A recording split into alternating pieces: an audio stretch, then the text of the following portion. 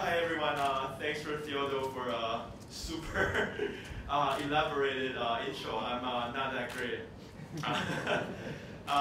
Just a person who's trying to being an entrepreneur whole my life and trying to help my fellow entrepreneurs.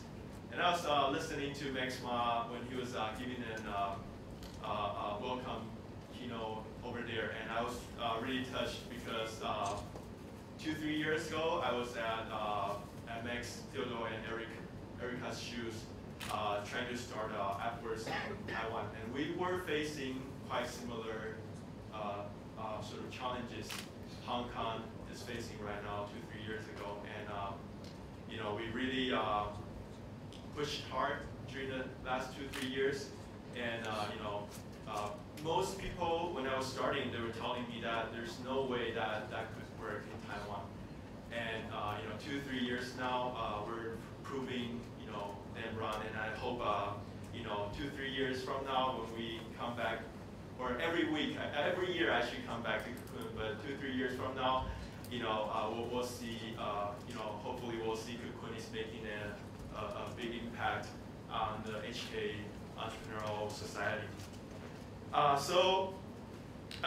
Since today is the Startup Exchange conference, right? So I decided that I want to bring some ideas to help the startups. So if you're wearing a tie, you might find this following presentation non-relevant to you. But if you would bear with me. So the topic of my sharing is called hacks that worked for consumer internet startups, because we're observing that the methodology, the best practice that you utilize to do a consumer internet startup, right now we're seeing is it's becoming a little bit different from what you know in starting more traditional technology-based startups. So before I start, a little bit more introduction about myself. This is my blog. I've been writing this blog for the past 4 years. Actually, yesterday we just broke a record with this post. In one single day, we attracted 27,000 likes to this post. It's a record, actually. I was surprised. Is there any reader among the audience? Okay, some of you. I would encourage every entrepreneur to write a blog. It has many, many benefits. It will help you practice your ability to express yourself. It will help you build an audience to communicate your products with.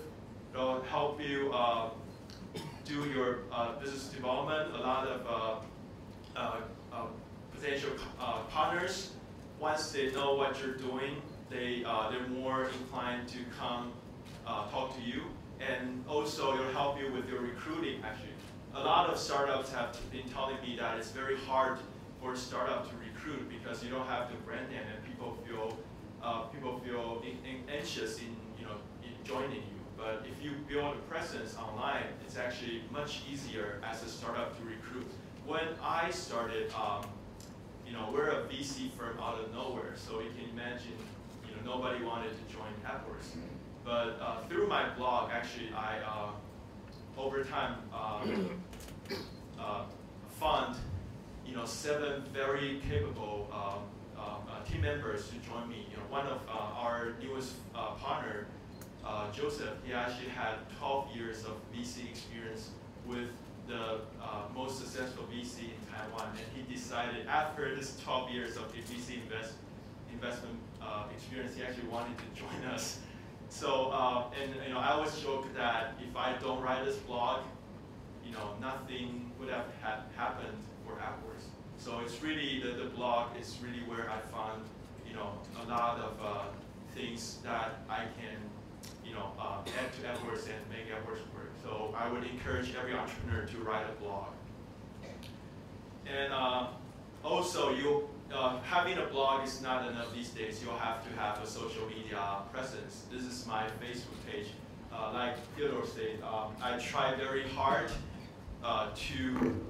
build an audience with Facebook, because Facebook is the most popular social media platform in Taiwan.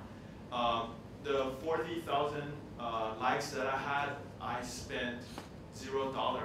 So I worked my way to attract every single one of my followers, and it's becoming a great channel for me to communicate what I'm doing and to sometimes exert some influence over our society. Actually, so a lot of you might not have known, for a period of a year, Taiwan actually didn't have, you cannot buy apps on the Android App Store because Google had a big dispute with the local government. So they decided to take out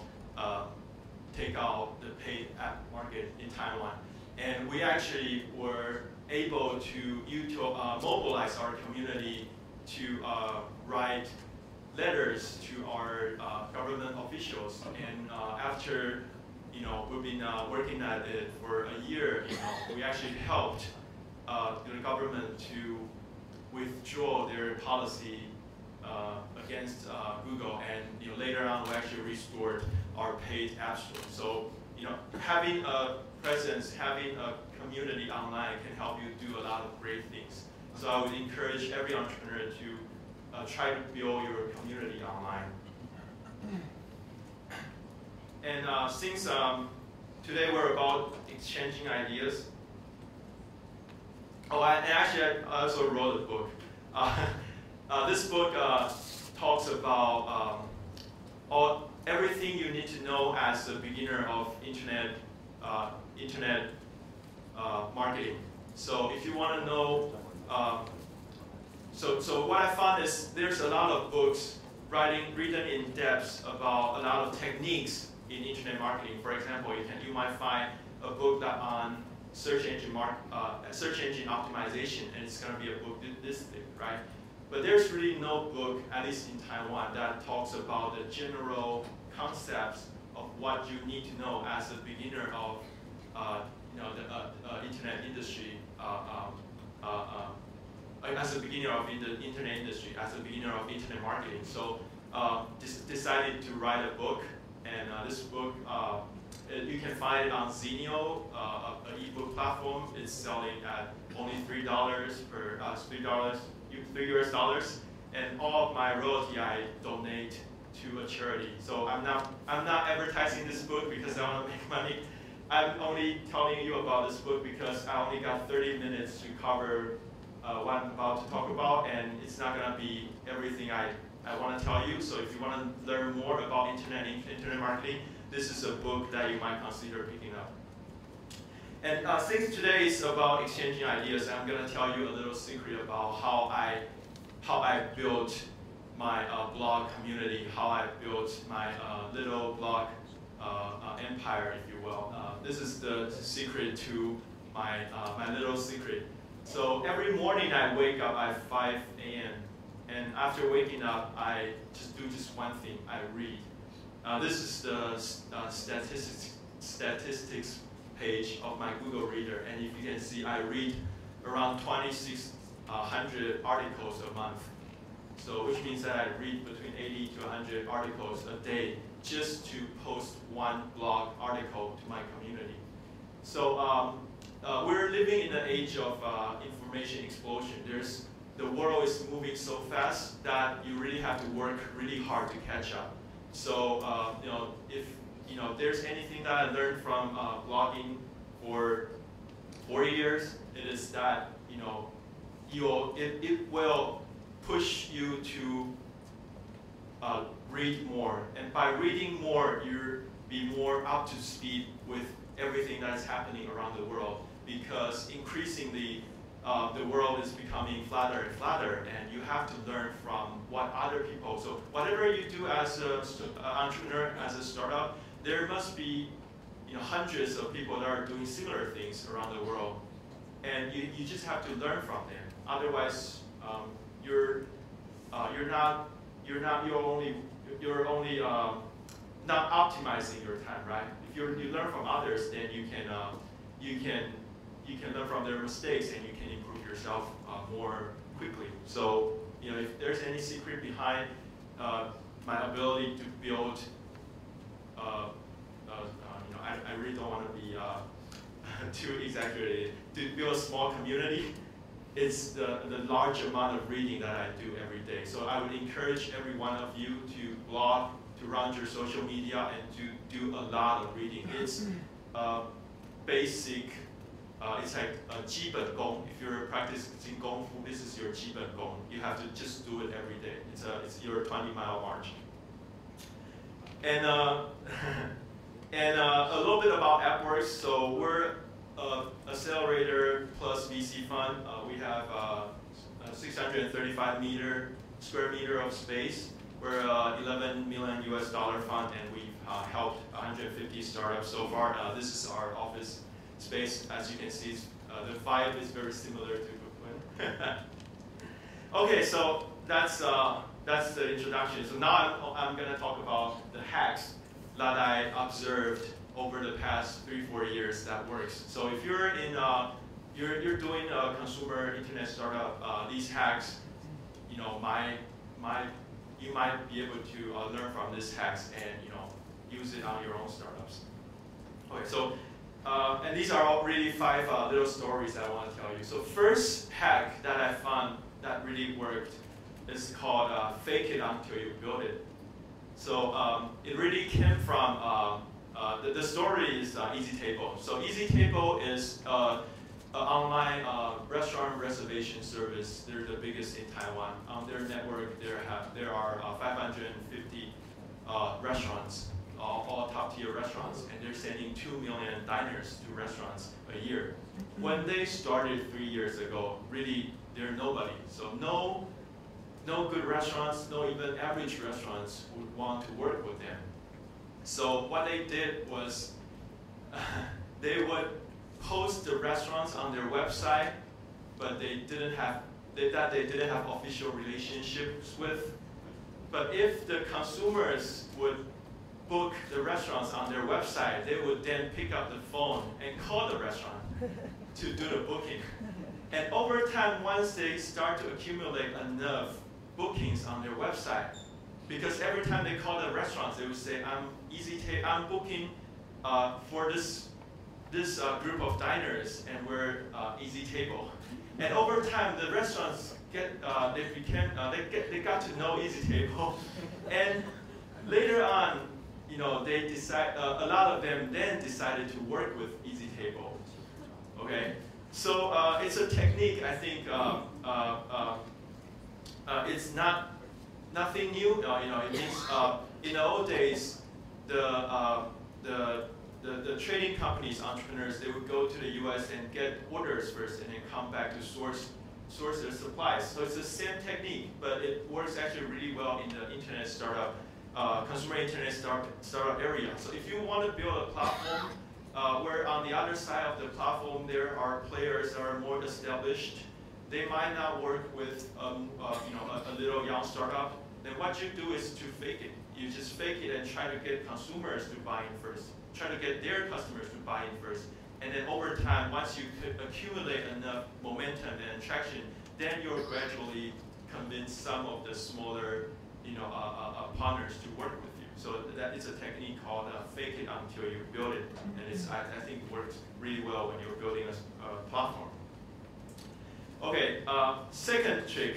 Even though the whole morning we're talking about having fundings for startups, but what I want to tell you is actually when you're doing a startup, having no money is oftentimes the best blessing you have.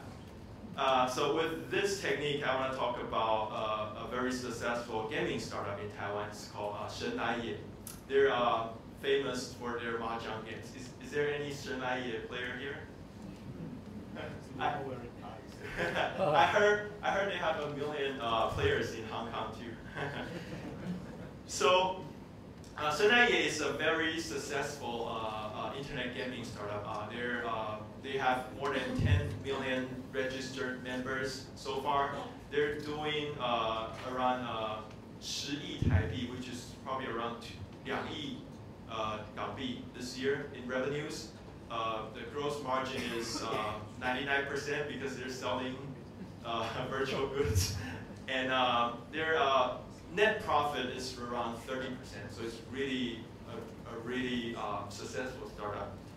But when they started back in 2006, they really weren't Senaye. They were this startup called Mini World. It's a social network for young teenagers. They pick up quite a number of members in 2 years. They broke 1 million registered members, and they were a top 100 website in Taiwan. So once they've done that, and they've used their own money to get to that point. So once they've done that, they started to go out and try to raise funding from the VCs. But remember, it's 2008, right? Financial crisis. No VC was ready to invest in a social network that has nothing but 1 million teenagers and burning cash every day, right?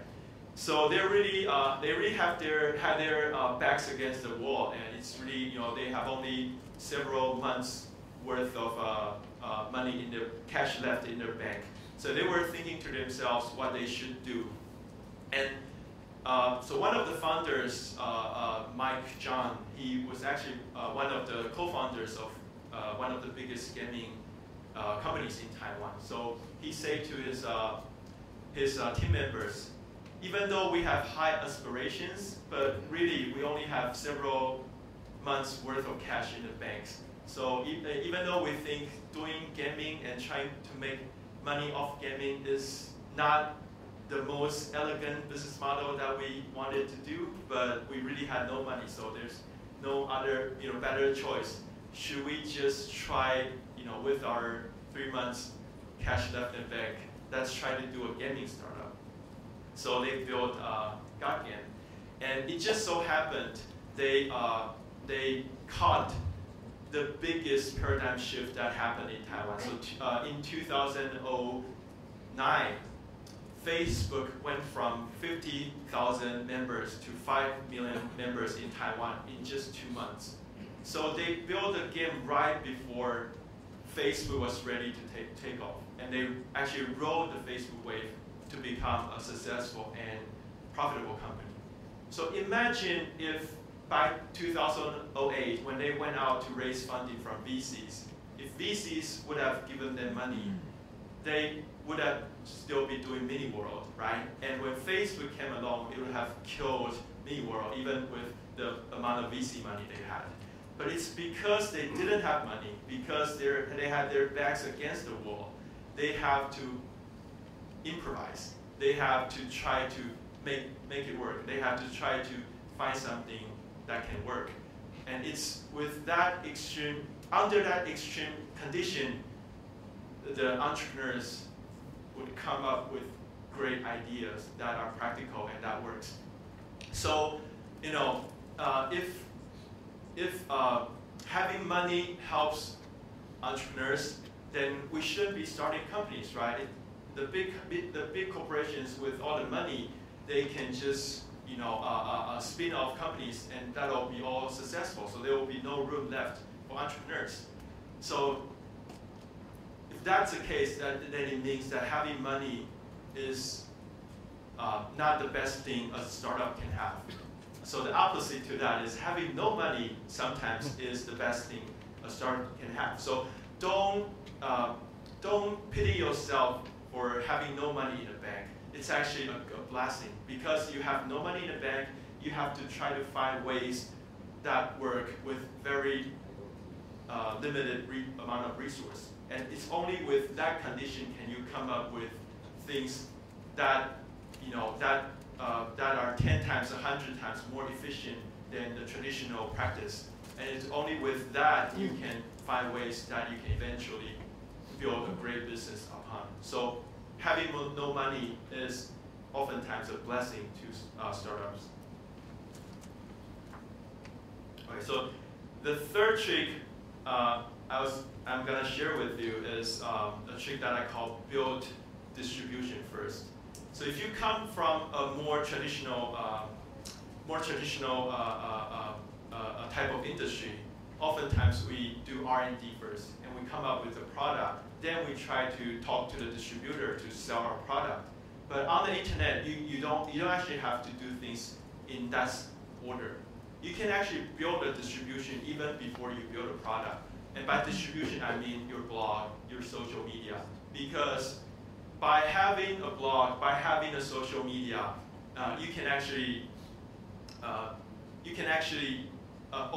it takes a long time to build a distribution. So by doing it first, you can actually shorten the amount of time your product can get to the market. And the story I want to share is my dress. So they're a startup in the female clothing arena, and they even before the founder was actually a salesperson from IBM, so he didn't know anything about female clothing.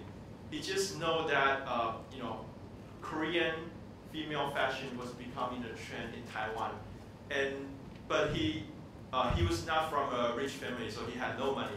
But he really wanted to try to see how he can make it work. So the first thing he did was not going to Korea and talk to the suppliers. The first thing he did was he created a Facebook fan page, and he started sharing Korean fashion photos on the fan page. And the community responded really well. So people were joining the fan community, and they were liking the pictures, they were resharing the pictures. And with that, he got to understand what types of Korean fashion were popular among the community. So then with that knowledge, then he went to Korea and talked to some of the specific suppliers that would give him the supply of those certain types of fashion items that work in his community. Then once he brought back those fashion items, of course, those items were selling like hotcakes within his community. So then he got more confident, and later on he built his own e-commerce website, selling even more of those Korean fashion items. So what I'm saying is, by going to the customers first, by building your distributions first, it can help you learn what the customers actually want before you actually build a product. And also, a distribution is oftentimes more, a social media presence, a community is oftentimes more permanent than your product. So you're always tweaking your product, you're always fixing your product, you're always pivoting. But if you build a community, you build a distribution, you build a fan page, that's something that's always going to be there. Even when you switch your product, you can still sell a new product to that same community. So internet is almost sort of a war of last mile. We're all competing for the last mile. So by building the last mile first, you can actually put yourself in a very favorable position. All right, and then the next hack I want to share with you is pre-announce your launch publicly. So if you ever build a website or a software product, you will know that every time your project will go over time, because you will always feel that you're not ready to launch your product. And the trick or the hack that can work to fix that is to announce publicly the exact day and time you're gonna launch your product. And if you announce it to more people, then it puts more pressure on your team to deliver on that exact day. And that'll fix the problem of your team not being ready to ship when the day comes, right? So the story I want to share with you is by Yiwang. They're one of the more famous online t-shirt startups in Taiwan. They're selling more than 10,000 t-shirts a month. And they actually built the site in 2 weeks. They got an idea they want to sell t-shirts online, so they go online and announce it to their community that they're going to build a t-shirt site in 2 weeks. They're going to launch the t-shirt sites in 2 weeks. So that puts a huge amount of pressure on their team to deliver in 2 weeks. And in the end, they actually did it in 2 weeks. So and it's a very successful startup. So if you're doing a software product, it's sometimes it's never gonna be perfect, and it's sometimes a little nerve-breaking for you to try to launch it at a day. So the trick to fix it is to pre-announce it, and then you'll have to launch it when the day comes. Okay, the final hack that I want to share with you is quality before quantity.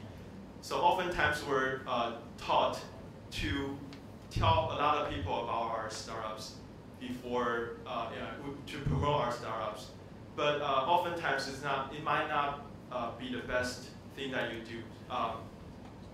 Tag2 is a startup trying to disrupt the online advertising market, and when they started, they only have one. They want to build an ad network, but it's really hard to build a network.